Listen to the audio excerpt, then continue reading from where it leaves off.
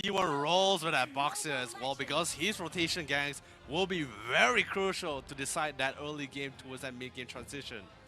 You know, I was about to say game going, and I wanted to say ball rolling, and they just kind of meshed together into... yeah, no, they really did. They really did. Like, I was having two separate trends of thought at the same time that kind of just synthesized into one uncohesive statement.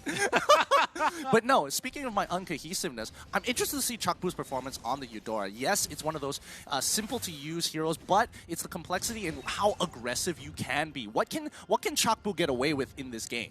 I mean, it's a little bit difficult to tell as well because Eudora is just one of those heroes where you just have to have that position hands down. But 4-man, Zu's just got to be a little bit careful. But then again, with the rotation and the system of E1 giving up that backbone support, he's going to be able to get out of that with just a couple of harass on himself. Yeah, I mean, look at that. For Mysg, he just cannot play the game as long as Eudora is you know, continuing to pressure this top side. The rest of Todak is making the call, hey, you can kind of stick around. We can help you out if something happens. E1 is just looking for Eudora at this point in time, but it really just doesn't matter. His damage will...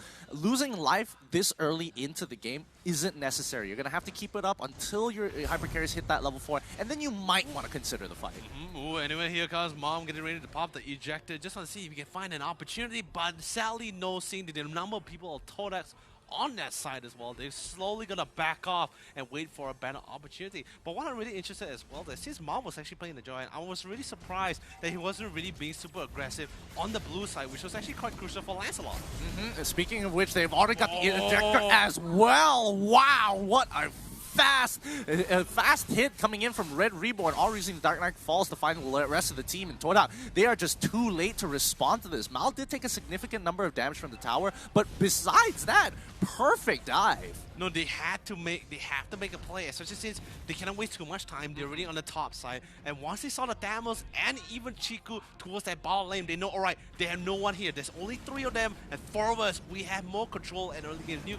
We have to make a play, and they did, resulting in that first blood. I mean, most importantly, it's at minimal sacrifice as well. They lost absolutely nothing off of that. No, not even like the side waves or even turret damage in general. So well done to Red Reborn, starting off this game strong. Todak on the other side, I thought they would be a little bit more aggressive with Moon, but I think they're just going to wait till level 4, realizing very quickly that they're going to get outdone by both Jawhead and as well as the Eudora. It's really hard for Todak to be as aggressive as they used to be as well, because one, you have Maul with the Claw, who's instantly able to with the battle mirror image to make every fight and every clash very passive in his favor.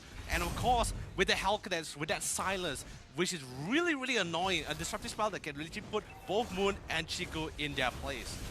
Yep, Aaron might be in a little bit of trouble here as E1 gets chucked back over into the turtle pit. But now the rest of the team is pulling in hard. Raging Sandstorm coming in from Silo. Can he pick up X-Ray? He's still sustaining. 1 HP left and finally goes down over. The rest of the team is going to continue to push on through. Aaron is already down, and that's just the beauty of Tortoise Poissance. Like, you think it doesn't do a lot of damage, but in the early stages of the game when you have no items, that thing really stings. It does. It really does. But then again, now Red Rumor just has a rough idea where, like, alright, we can't really clash that early because Maul needs more item, Claude needs more item to deal even more damage, because since Red Ribbon had the upper hand in that clash as well, they only able to trade it 1-for-1, which is pretty much not what Red Ribbon was really trying to go for here. I mean, yeah, I mean, 1-for-1, obviously not exactly the best position for Red Reborn, on top of the fact that they did lose the turtle as well. But look at Chico here. He's now in trouble. Perfect execution, trying to get on top of Chukbu. He finds an opportunity. Now Miles in trouble, getting hit by the Battle Mirror image. Oh, no! It's not going to be enough. Bomb comes in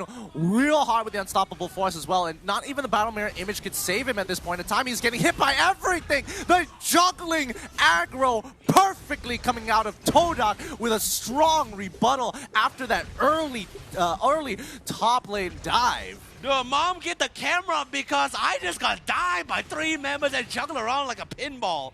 Whoa, that's definitely not the kind of situation where Mom really wants to be, and just really unfortunate as well that his flicker was still off cooldown. Right? Yeah, and what's even amazing that the fact that 4-Miss is still actually just solo pushing, split pushing that bottom lane without any disruptions. We bring up the joke about Todak, the Todak pause almost all the time, but sometimes it's not even them calling for the pause, and people are like, no, it has to be them, right? Because his decision making, deciding when to go into the fight is definitely relatively easy, but whether he can make up for it because right now in this game, instantly, Mom gets assassinated once again alongside with Chico. But here got 4 men, man. I'm offended as he pulls Chakpo back towards his death here. Ooh, that was played so well by Todak. They absolutely broke them apart. Yes, they did lose 3 members, but it allowed CeeLo to actually get a push. So on the bright side of things, they are trying to mitigate the damage with Global Gold. But even so, Todak played that fight so well, methodically taking out the right targets, isolating them by themselves to allow people to kind of juggle the aggro with the turret, and more importantly, look for those hard punishes. This is where I was gonna say, like, since yes, 5v5 is gonna be a really tough competition when it comes to the clash, but when it comes to the pickoffs, Todak has it a little bit more better. I mean, of course they do, but you know, it's one of those things where it's a preemptive strike. Who makes the first move? And even though they can see it, Red Reborn can't necessarily defend against it because for Mysg, he was able to kind of jump in with the flicker to kind of catch them off guard to get those follow-up kills later on. So I think Red Reborn overall, I wouldn't say they are underestimated, but they got to be a lot more aware of when these flickers are up because these plays can only be made every 80 seconds. But CeeLo definitely not having the best time of his life, so I'll try to use the Desert Tornado to do as much damage as possible. But the moves, one shot, GG. Shadow Abyssal Arrow will be able to connect on our dear friend Beaverback with the ejector. By the way, this time Mount's going to quickly head a fallback. But same goes for E1 and Aaron towards, 4 Maz. Not going to be able to connect his ultimate at all. Throws out the emote just because he's, you know, a little sad, you know? Yeah, it's just the pride, and like you got to make sure you got to hit those when they matter. But luckily for Todak, at least it zoned him off enough to get this turret. And look at the amount of turns they have. Todak, they are just playing a very solid game here overall. Just 5-1 turret difference here. Already starting a 7k gold lead, putting them at a 7k deficiency at 7 minutes into the game. I mean, this is pretty much where we just see the clear difference of when you pick a hero that just needs to constantly farm compared to the Lancelot who can just, even though yes, he still needs that item to deal even more damage, but just having the Blade of Hatasis alone is enough for him to actually go for the assassin or execution for himself compared to the Claude. Yeah, and they are, even though they are losing map control for the side of Red Reborn here, it doesn't mean they're completely out of the game. Yeah. However, I think Todak, what they're doing overly efficiently, is taking those structures and looking for the punish at the same time. Red Reborn, they haven't been able to touch their jungle for a long period of time here, and Aaron really has to be playing around the outskirts. He's going all as far as to get to the Beetle because he knows that the rest of the enemies are on top side here. Bomb trying to get out of that stun, but the Abyssal Arrow and Trap, it's going to be way too much damage, and Moon isn't going to hesitate for the kill shot. Oh man, speaking of punishment, that is the punishment which we all been waiting for and expecting as well, and especially with that one picked up on Mom as well, that's going to be allowing actually to get a Queen Swing for himself. A lot more sustain, less cooldown as well, means dealing even more damage. But what's even better what Todak is also doing as well is that the fact that they're being very disciplined in the fact that, alright, we're not going to just hug the jungle all the time. Our goal, the reason why Red Ribbon wants to go to the jungle is because they want to farm, right?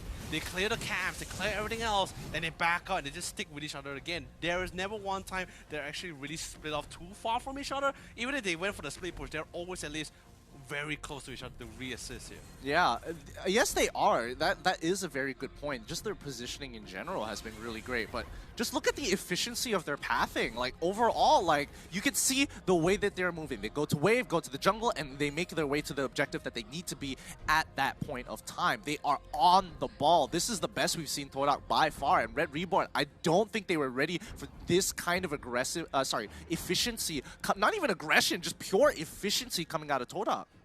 Dude, I love what Damas is doing as well. Like, he could clearly go for the clear as well, but he's waiting. Because both side lanes, the minions actually walks a little bit slower compared to the mid lane. He's waiting for the both sides to at least move a little bit forward before he clears it out. That way, all 3 lanes will hit those inhibitors at the same time. Yeah, but it comes to the big question, you know, like, they are just buying. They know that they are ahead. They know that they are stronger in almost every aspect, but they can't break into those inhibitors without the lore. They just don't have the tools or the resources to take a 5-on-5 under inhibitor turrets. I mean, definitely for sure, because Red Reborn liner, remember, not only are they really great at that for that defense, but most importantly, really great at punishing should you actually go and overextend yourself. By the way, first law is currently out as well.